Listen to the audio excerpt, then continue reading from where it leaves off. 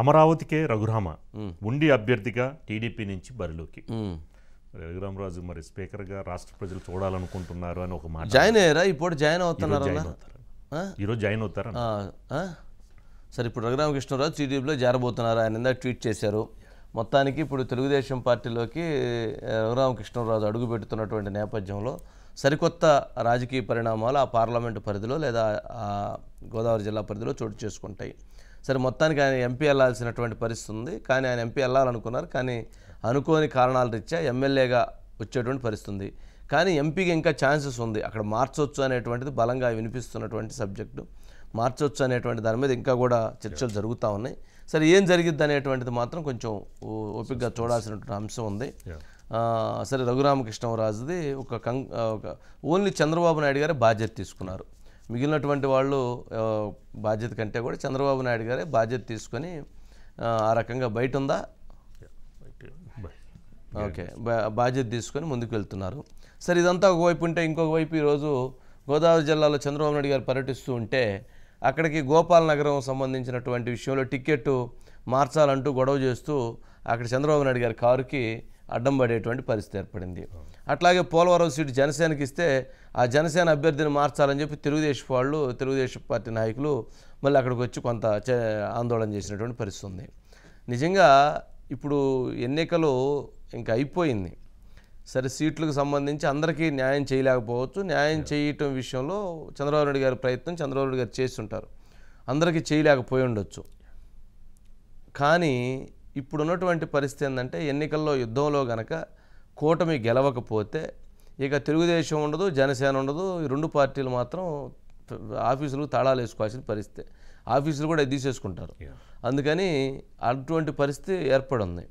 ఇంకా కూడా సీట్ల విషయంలో ఇంకా కూడా గొడవలు చేసుకొని ఇంకా కూడా ఆందోళన చేసుకొని ఇంకా కూడా పట్టు విడుపులు వదలకుండా యుద్ధం చేయాల్సినటువంటి పరిస్థితి అయితే లేదు. ఎందుకంటున్నానంటే అందరికంటే ఎక్కువ నష్టపోయింది ఈ ప్రభుత్వంలో ఎక్కువ నష్టపోయింది ఎవరంటే చంద్రబాబు నాయుడు గారు. 53 రోజుల పాటు ఆయన రాజమండ్రి సెంట్రల్ జైల్లో ఉన్నారు. ఆయన ఈ రాష్ట్రం కోసం, ఈ రెండు రాష్ట్రాల కోసం, ఉమ్మడి రాష్ట్రం కోసం, ఇక్కడ ఉన్నటువంటి ప్రజల కోసం ఆయన ఎంత కష్టపడ్డాడు, ఎన్ని గంటలు కష్టపడ్డాడు, ఎంతటి త్యాగం చేశాడు. అటువంటి వ్యక్తి 53 రోజులు జైల్లో ఉన్న ఆయనకంటూ ఆయన అటువంటి ఇబ్బంది పడితే ఆయనకంటే ఇబ్బంది పడినటువంటి వాళ్ళు ఎవరున్నారు? ఆయనకంటే కష్టపడినటువంటి వాళ్ళు ఎవరున్నారు? అందుకని పార్టీ శ్రేణులు కూడా గమనించాల్సింది ఏంటంటే చంద్రబాబు నాయుడు గారిని చూసి ఇక్కడ అన్నిటి దగ్గర న్యాయాలు జరగకపోవచ్చు, కొంత అన్యాయాలు జరగవచ్చు. కాకపోతే అన్యాయాల విషయంలో సరైనటువంటి ఒక రిపోర్ట్ సబ్మిట్ చేసి దాని మీద రేపు భవిష్యత్తులో ఇటువంటిది ఇబ్బంది లేకుండా చూడాలి అని చెప్పి ముందుకు వెళ్ళాల్సినటువంటి అంశం ఉంటుంది తప్ప అలా కాకుండా కనుక ఇటువంటి ఆందోళనలు ఇటువంటి గొడవలే చేస్తే అది నష్టం జరిగిద్ది. రేపు కనుక అక్కడ టికెట్ గెలిస్తే చంద్రబాబు నాయుడు గారు కూటమి గెలిచి అక్కడ టికెట్ గెలిస్తే వేరే రకంగా ఉంటుంది. అక్కడ చంద్రబాబు నాయుడు గారు గెలిచి అక్కడ కనుక కూటమి కనుక గెలవకపోతే, అభ్యర్థి కనుక గెలవకపోతే చంద్రబాబు నాయుడు గారి విశ్వరూపం ఎలా ఉండిద్దో కూడా చూడాల్సి వచ్చింది. పార్టీలో వాళ్ళే చూడాల్సి వచ్చింది ఫస్ట్. అందుకని అంతటి వివాదాలకి అంతటి పరిస్థితులకు వెళ్ళొద్దని చెప్పని తెలియజేస్తున్నాం. బయట ఉంటే అజిత్ గారు చెప్పండి. మొత్తం రఘురామకృష్ణరాజు గారు కొద్దిసేపటి క్రితమే జాయిన్ అయ్యారు. వంశీ గారు చంద్రబాబు నాయుడు గారు ఆయన సాదరంగా ఆహ్వానించారు, కండువా కప్పారు.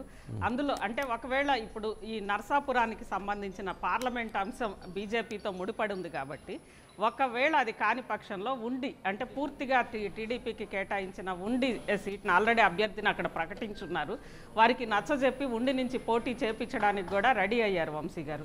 అంటే మొత్తం మీద రఘురామకి చంద్రబాబు నాయుడు గారు హైయెస్ట్ రిగార్డ్స్ అని అంటాం కదా. ఆయన చేసిన పోరాటానికి కానీ గత 4 ఏళ్లుగా సరే ఆయన ఒక ఆల్టర్నేటివ్ వాయిస్ వినిపించడం కానీ వీటన్నిటిని దృష్టిలో పెట్టుకొని చంద్రబాబు నాయుడు గారు, ఎందుకంటే రఘురామకృష్ణరాజు మొదటి నుంచి కూడా బీజేపీ వైపే ఉన్నారు. బీజేపీ తనకి టికెట్ ఇస్తుందని ఆయన ఆశించారు. బీజేపీ నుంచే అంటే ఇప్పుడు యాక్చువల్గా చంద్రబాబు నాయుడు గారు గెలిచినటువంటి 22 మందికి ఎవరైతే 23 మందిలో 3 వెళ్ళిపోయిన తర్వాత మిగిలినటువంటి 20 మందికి టికెట్లు ఇస్తానని చెప్పని వాళ్ళకి ఖచ్చితంగా హామీ ఇచ్చారు. అందుకనే రాజమండ్రి సీటు విషయంలో కూడా ఆయన అంత పట్టుబట్టి రాజమండ్రి బుచ్చి చౌదరి గారికి ఇప్పించారు.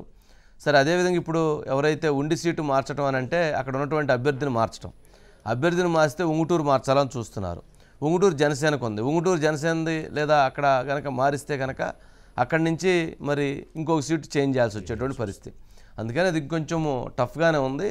వీటన్నిటికంటే నరసాపురం ఎంపీ అభ్యర్థినే మార్చుకుంటే బాగుండిద్ది అనే దాని మీద కూడా నడుస్తుంది. ఎంపీ సీటే మారిస్తేనే నరసాపురం సీటు తీసి కడప ఎంపీ సీటు ఇవ్వటం ఏదన్నా కానీ అదొక పెద్ద ఆ లెక్కలో వాళ్ళు ఏదో యుద్ధం చేస్తున్నారు. సరే అజిత్ గారు, మళ్ళీ 8 గంటలకి పీపుల్స్ పల్స్ సర్వే ఉంది. ఏపీ భవిష్యత్తు ఏంది, ఏపీలో ఎవరు గెలవాలనుకుంటున్నారు ప్రజలు అనేటువంటి దాని మీద ఉంది కాబట్టి ఓకే రైట్ అండి. నెక్స్ట్